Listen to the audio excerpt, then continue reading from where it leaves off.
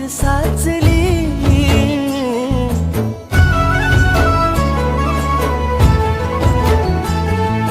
पैंजणाचं वाजन हे जीव घेईलाच नाही. पापणाची फुलं नाचली,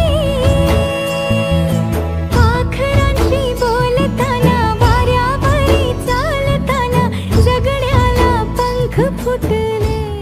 डोळ्यामध्ये तूच साचली.